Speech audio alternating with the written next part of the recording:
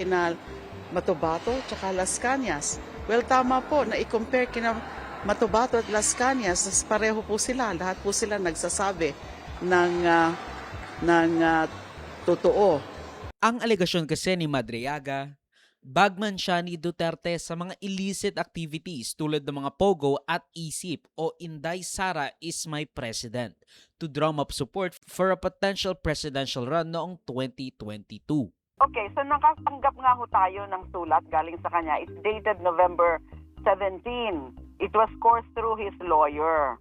Nagpapatulong siya. Ang sabi niya ay yung sa kaso niya, kinasuhan daw siya ng kidnapping at yun daw ho ay panggigipit lang sa kanya dahil nga daw ay sa kanyang pag-file ng kaso ng land grabbing daw against kay Harry Roque. It's about yung tungkol sa kasi nagpatulong daw sa kanya a group of farmers ng Mariveles, Bataan. Dahil daw doon, binalikan daw siya, kinasuhan daw siya ng kidnapping. So nagpapatulong. And then, nakatanggap ako subsequently ng copy ng kanyang affidavit. Also coursed through the lawyer. Nung una, ang sabi ng lawyers ni VP Sara, dapat lang na masiguro ang kaligtasan ni Madriaga para makita ng Pilipinas yung mga fraud na pinagsasabi niya.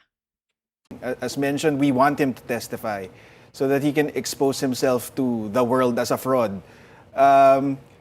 But what this shows is, or what this starts, is the process to hold Madriaga accountable. That's the primary objective of this.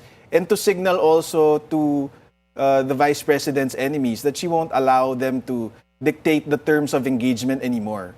Because in the impeachment proceedings, if it's proven that Madriaga is lying, there's no consequence to him.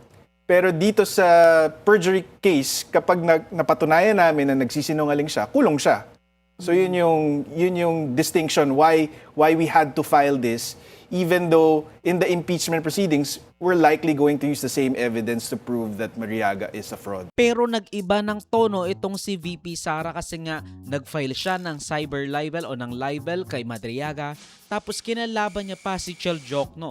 Sinasabi niya na if Chel Jokno wants to subpoena her bank transactions, her bank records at kanyang salin, that meant wala talagang